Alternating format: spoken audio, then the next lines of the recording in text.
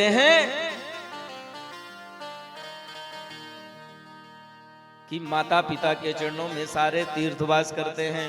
विट्ठल भगवान की आंखें फटी की फटी रह गई। अब बोले चाहे जो हो जाए, 70-80 कुंटल का वजन, जो 80 किलो का वजन मैंने व्यर्थ में ढोया।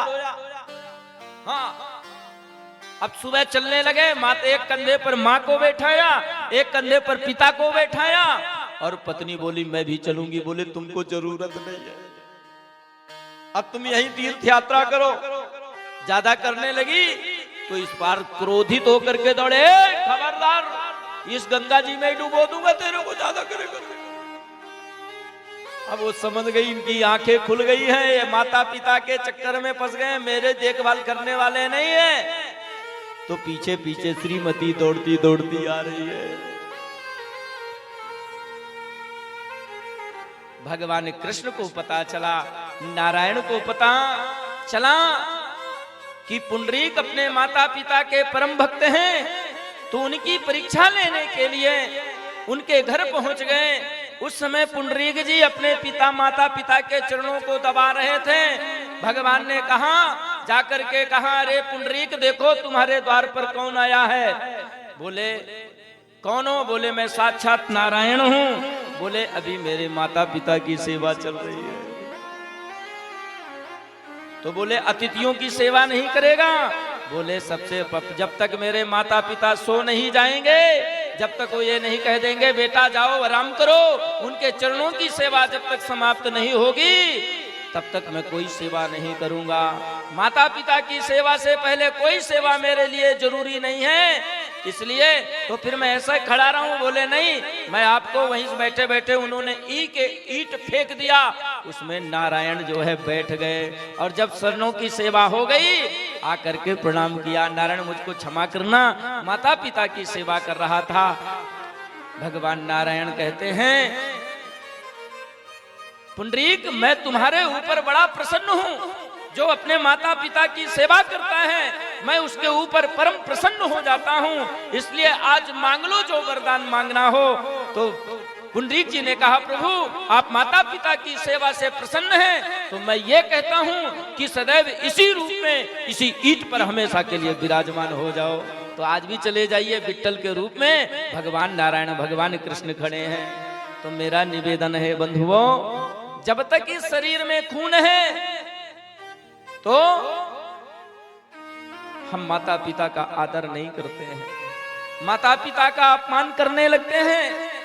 लेकिन ध्यान रखना, जिस दिन आपका कार्य बिगड़ गया, ये दुनिया में गले में हाथ डालने वाले लोग जो माता पिता के प्रति भिड़काते हैं कि तुम्हारी माँ ऐसे, तुम्हारे पिता ऐसे, जिस दिन तुम्हारी माँ मर जाएगी, जिस दिन तुम्हारा पिता मर जाएगा, उस दिन फिर तुमको दुनिया में कोई सहारा देने वाला नहीं बचेगा।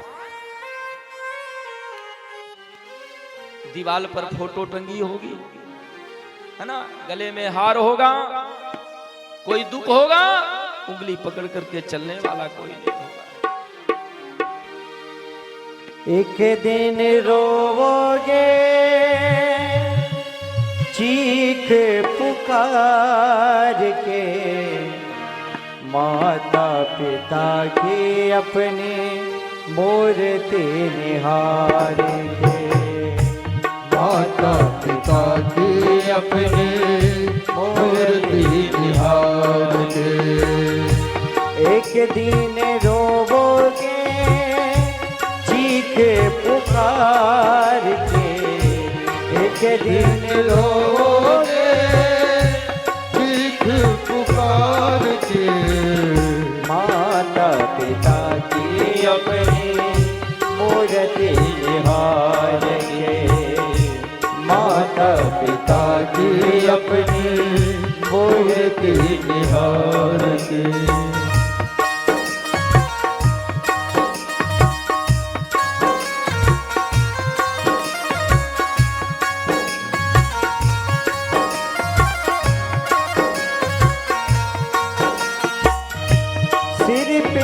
हाथ होगा धीरज बढ़ाने को, आएगी ना मैया रोते लाल को मनाने को।